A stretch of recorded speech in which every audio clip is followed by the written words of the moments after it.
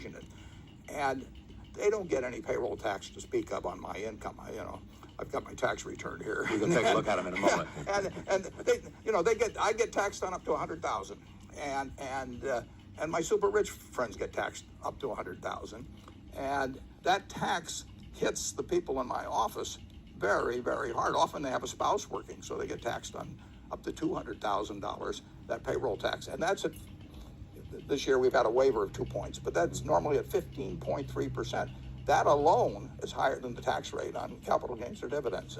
You point out that the average tax rate for people in your audience, the average rate for people in your office is 36% of taxable income. 36%, and nobody's below 33%. And incidentally, the lowest income person in the office is higher than the 33. They don't have the low rate. So from 33 to 41 they range, and they average 36. And I'm in there with a fat 17.4, I think it is.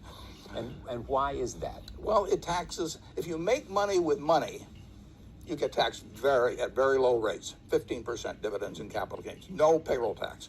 If you make money with muscle or hard work or sweat of your brow, you get taxed at rates that move on up. And most of the people, the middle class, gets taxed at rates of either 15 or 25 on their income tax, but then they get really hit hard on the payroll tax, and that's what brings the rates in our office up to an average of 36% if you leave me out. What has happened to the tax rate for the lowest 20%?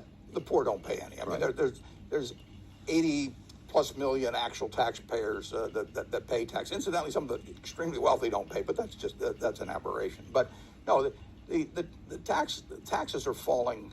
The high rates are falling on the middle class and the upper middle class.